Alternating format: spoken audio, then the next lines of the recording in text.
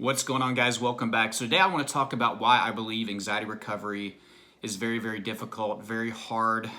It takes a lot of time. It takes a lot of patience. It requires you to overcome your fears, face your fears. And I think this is where a lot of you run into problems. It's definitely where I ran into problems. For me, I know a lot of you guys know my story, but for 5 years I suffered with health anxiety, panic disorder, generalized anxiety disorder. So I had really no acceptance. I had multiple panic attacks a day that gradually did get better after a few years, but I was still having panic attacks enough to have panic disorder in those final 2 years of my overall anxiety journey. Struggled with obviously negative thoughts with the generalized anxiety disorder, catastrophizing, spiraling, intrusive thoughts, irrational thoughts, racing thoughts, all these things. And I was always in this constant vicious cycle of symptoms. Now, in the beginning of my journey, obviously, like I said, my acceptance wasn't where it needed to be. I was doing all the wrong crap, right? So obviously I made it difficult on myself. It really anchored anxiety and my fear in my subconscious, and it started to spread because I wasn't actively doing anything to help myself. So if you're not doing anything to kind of help you with your anxiety, I'm talking about even like managing or reading books or trying to get some knowledge and awareness or trying to work on acceptance or making that first doctor's appointment or that first therapy appointment, guys, it's going to get worse. Your triggers will spread like mine did. I did a lot of waiting, hopeful, wishing, like wishing that maybe, this anxiety thing would just kind of go away on its own, hoping that I would wake up the next morning and that I wouldn't feel like crap, and it just gets worse. It grows and grows and it spreads like wildfire. So that's what was going on with me. The 1 or 2 triggers that I had turned into over 100. I made a video, a few weeks ago now about my triggers, my different fears, and how it grew, from the initial 1 or 2 things I worried about to, like I said, over 100 things would trigger me. So if you're not doing anything, it gets worse, right? I was waiting around to feel motivated to do things. But over time, I started to learn about what was going on with me. My acceptance got a little bit better, right? Enough to maybe, try to get help with my anxiety as far as like taking in, information. Because I was like, well, I would have probably died by now if this is a disease. I had gotten some initial reassurance from a doctor that I was healthy, right? And that's where it's got to start. You have to do that. But I was starting to soak up some knowledge. So my awareness got better. I started to actually understand how anxiety works, and it's very, very important to do that. And I think my videos do a great job of showing you how the subconscious-conscious relationship works, how anxiety symptoms work. There's a lot of other great YouTubers. There's a lot of great books, a lot of good information online. You need to be soaking this stuff up.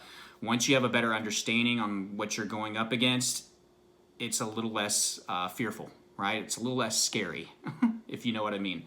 Knowledge is power, but knowledge is very, very powerful whenever it comes to anxiety and the recovery process. So I'm taking these things in. Now I'm at a position where I've learned a lot of things that are good for anxiety, and maybe I can get a routine together, right? So that's great. If you're there, I believe in structure. I believe in foundation, awareness, knowledge. Knowledge is power. Now we combine a kick-ass routine, right? We're waking up earlier, right? We're cutting out the bad habits. Maybe we're quitting some of our addictions that are not going to make our anxiety better. We are detoxing our environment, so we're getting away from negativity. We're getting away from negative people in our life. We are eating healthier, right? We are taking the cold showers. We are exercising. We have a schedule that allows us to fit in some mindfulness, some meditation. We're reading affirmations or listening to affirmation, both positive and gratitude.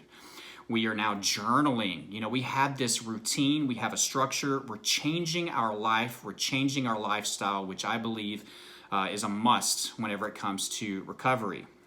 And these things will stick with you after you recover. They become a part of who you are. I still do a lot of these things just because I enjoy them, and they're good at keeping stress levels down, so I never have to go back to where I was. And I haven't gone back. But this is where a lot of you guys run into problems, right? So this is the meat and potatoes of the video.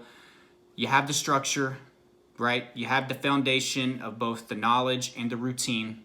You kind of know what's going on now. Your acceptance is pretty good. But guess what?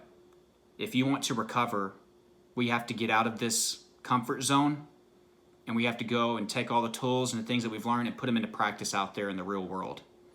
So foundation and structure and routine is good. It can take the edge off, but we are expecting all of that to clean up 75 to 80% of our anxiety, or maybe even 90% of our anxiety, so then we can go out there and go to work. So then we can go get in that car that we're so afraid of getting into. So then we can be in social situations. So then I can sit still and watch a movie with my significant other. So then I can get in that long line at Walmart. If I have that, then I'll be able to just tackle that. Not understanding that it's still going to be very, very difficult, and you're going to have a lot of symptoms, and you should expect to have symptoms when you do those things for the first time, when you try to break down these associations. We always want to do the easier stuff. And I'm not trying to sit here and say that changing your diet and exercising and all that stuff is super easy, but it still technically sounds better than facing the things that you are most afraid of. And that is what is required to recover from anxiety. That is what's required. We have to stop expecting routine and just our awareness and knowledge to completely erase the associations that have developed up here. If you've told your subconscious that getting into a car is dangerous and life-threatening every single time for years, just because you woke up, worked out, took a cold shower, even though it can take the edge off and help desensitize yourself a little bit, it's better than doing nothing. Why do you think that that's going to completely erase the association that you developed over a period of years? Wouldn't it at least take a few times of you getting in there, handling it good, changing your response from a fearful one to a positive one, even though you're having symptoms? Would you think it would take multiple times of you doing that to break that association down? To make your subconscious be like, okay, I think he's letting me know that things are okay and safe. I'm still scared, but I'm kind of backing off a little bit. And that's how that works. You break down these associations. The more that you have, obviously, the longer this takes. I had a lot of them. That's why exposure, if you're not doing exposure, you need to start doing that today. We fixate on all the easy stuff. I'm sorry, but reading affirmations is pretty easy. Do I think it helps? Yes. Gratitude affirmations, it's very easy to read those. Do they help? Yes. Putting on a guided meditation, right, and listening to it. Do I think it can be effective for preventative measures and to keep your stress levels down? Yes. But is it going to completely wipe away all the symptoms whenever you're getting into a car for the first time, whenever you're trying to expose yourself to a fear that you've had for years? No. Right? These are tools. These are things to help. You need that, I believe. That's the foundation, right? That's the foundation. Now we have to go out there and do basically the 75%, right? To actually get to recovery. Facing fears, breaking down our associations that we've developed over a long period of time. Getting our subconscious to trust us that these things are safe and that they're not dangerous. But people don't like that. Guess what? I didn't like that. You know what I mean? I came to a point where I was like, oh my God, like I actually have to go face my fears, and like that's what this thing is going to come to. Nothing's going to take away my fear before I go and actually go out there. I think that that's what we want naturally, right? I'm not going to say quick fix, because getting a routine and exercising and stuff, I don't think that that's, quick fix or whatever. But we want that to take our anxiety away before we actually have to go out there and face it. Tell me I'm wrong. I think we fixate on those things so much and we lose track of what we really have to do, or we're just putting it off. We're putting it off. So lifestyle change is important. Routine change is important. Awareness, getting more acceptance, getting your initial reassurance from a doctor. By the way, if you haven't done that, that's the only way that you can start with acceptance. But now we got to go out there and make repairs. Now we have to go out there and actually rewire. We don't rewire just sitting in our bubble at home. You can have the best routine in the world and you do it from home and you're not actually including exposure. Okay, maybe you're better by 5 or 10%. Maybe you're able to keep your anxiety levels down in your house. But what happens whenever you open the door? What happens when you go to work? What happens when you get in that car? I just want you guys to think about this. Stop waiting. Stop putting off getting out there and exposing. I don't care if you take the least aggressive approach to exposure that there is, taking literally a baby step at a time. It's better than doing nothing. It's better than just trying to stay in your safe zone. Stop waiting to feel motivated to get out there and do it. And also, don't expect the first few times that you go out there and you practice exposure for it to be sunshine and rainbows, because it won't. You will be rudely awakened. We recover consciously before we recover subconsciously. We got to do all the right things while we have symptoms long enough to show our subconscious that symptoms are not needed or justified. So what are you waiting for? So if you made it this far in the video, I want you to go down below in the comment section, and in all caps, I want you to put the affirmation, I will stop waiting to face my fears. I will stop waiting to face my fears. So that's why I believe anxiety recovery is hard. You know, we have to get awareness, then we have to change our lifestyle, we have to get a routine together. But it's really, really difficult because we put off facing our fears, doing the exposure part. And that's why it drags out for some of us years at a time.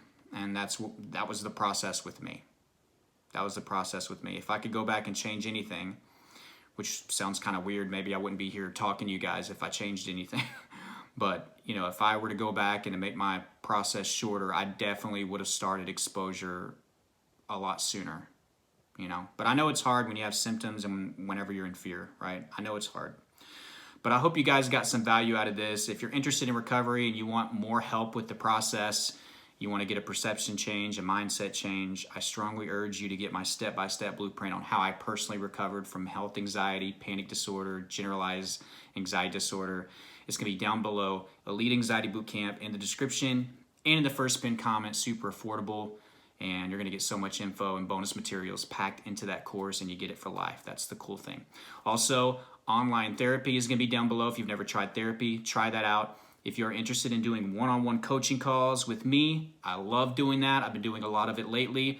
I just responded to a lot of emails yesterday and today. If you've sent me an email for coaching, go check your email, check your other folders if you didn't get it. And if you didn't get it, just send me another email. We'll get this thing going. But it's very, very rewarding. It helps me help you on a personal one-to-one level with your personal anxiety issues and problems, right? So we can problem solve and get you headed towards recovery.